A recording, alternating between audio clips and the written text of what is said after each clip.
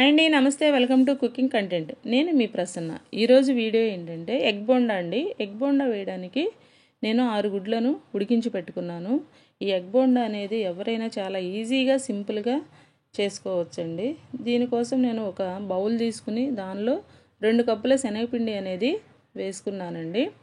ఈ 2 కప్పుల శనగపిండి అనేది 6 గుడ్లకు సరిపోతుంది. చిటికెడు పసుపు, 1 టీ స్పూన్ సాల్టు, 2 స్పూన్ల వాము, 1 స్పూను వంట సోడా ఇవన్నీ వేసుకుని పిండిలో బాగా మిక్స్ చేసుకోవాలండి.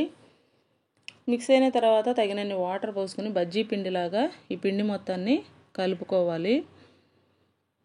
మొత్తము కూడా చూడండి, కలిపిన తర్వాత దాని యొక్క కన్సిస్టెన్సీ అనేది రిబ్బన్ కన్సిస్టెన్సీలో వస్తుందండి. ఈ విధంగా పిండి మొత్తాన్ని కలిపి పెట్టుకోవాలి. నానబెట్టాల్సిన పనేమీ లేదండి.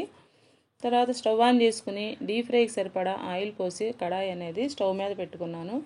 ఆయిల్ అనేది కాగిందో లేదో తెలుసుకోవడానికి కొంచెం పిండిని కనుక వేసినట్లయితే అది ఆయిల్ పైకి తేలుతుందండి. దీన్ని బట్టి ఆయిల్ అనేది కాగిందని తెలుస్తుంది. ఇప్పుడు పిండిలో నేను తీసుకున్నటువంటి గుడ్లను వేసుకుంటున్నానండి. ఈ గుడ్లన్నీ కూడా పిండితో చక్కగా కోట్ చేసుకుని మనము బోండాలు అనేవి వేసుకోవాలి. నేను తీసుకున్న 2 కప్పుల శనగపిండి అనేది 6 గుడ్లే సరిపోతుంది. ఇప్పుడు గుడ్డు మొత్తం కూడా పిండిలో ముంచి నేను ఆయిల్లో వేసుకుంటున్నాను. అట్లాగే మిగతా మొత్తం ఫస్ట్ బ్యాచ్లో నేను 4 గుడ్లు అనేవి వేసుకున్నానండి. ఇవి చల్లని వాతావరణంలో వేసుకుని తింటే చాలా బాగుంటాయి. బజ్జీలు అనేవి లేదా బోండాలు అనేవి అందరికీ ఇష్టమే కదా. సో అందరూ కూడా వేసుకుని ఎంజాయ్ చేయండి. కొద్దిసేపటి తర్వాత వీటిని అటు ఇటు టర్న్ చేసుకోవాలి. ఇప్పుడు మనకి ఇవి ఉడికినాయి అని తెలవడానికి ఇది బ్రౌన్ కలర్లో కనిపిస్తుందండి, లైట్ బ్రౌన్ కలర్లో. అప్పుడు మనకి బోండాలు అనేవి రెడీ అయినట్లే. నేను ముందు 4 వేసుకున్నాను కదా, ఈ 4 కూడా నేను ఒక ప్లేట్లోనికి తీసుకుంటున్నాను. మిగతా 2 గుడ్లను కూడా ఇంకో బ్యాచ్ లాగా వేసుకుంటున్నానండి. మీరందరూ కూడా తప్పకుండా ట్రై చేసి ఎంజాయ్ చేయండి. అలాగే ఇవి బోండాలు అనేవి మనం బండి మీద కొన్నటువంటి బోండాలు అయితే ఎలా ఉంటాయో అదే విధంగా కూడా వస్తాయండి. మీరందరూ కూడా తప్పకుండా ట్రై చేయండి.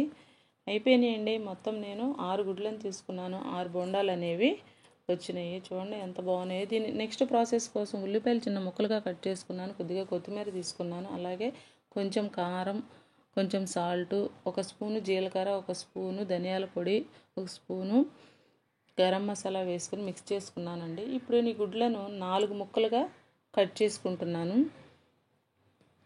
ఇలా కట్ చేసుకుంటేనే మనకి లోపల స్టఫింగ్ అనేది చక్కగా పడుతుందండి. నేను వీడియోలో చూపిస్తున్న విధంగా కట్ చేసుకోవాలి. మరొక గుడ్డు నేను కట్ చేసుకుని చూపిస్తున్నానండి.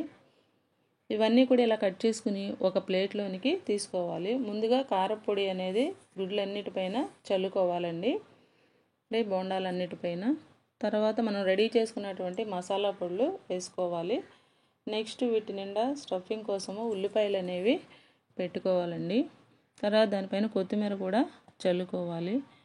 నెక్స్ట్ నిమ్మ చెక్క తీసుకుని మొత్తం కూడా నిమ్మరసం పిండాలండి బజ్జీల పైన. చూస్తుంటేనే నోరు ఊరిపోతూ ఉంటుంది కదా. మీరందరూ కూడా ఇంట్లో ట్రై చేయండి. అందరూ కూడా ఎంజాయ్ చేయండి. చాలా బాగుంటుందండి, చాలా టేస్టీగా ఉంటాయి.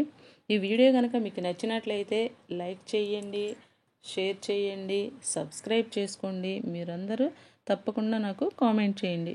బాయ్.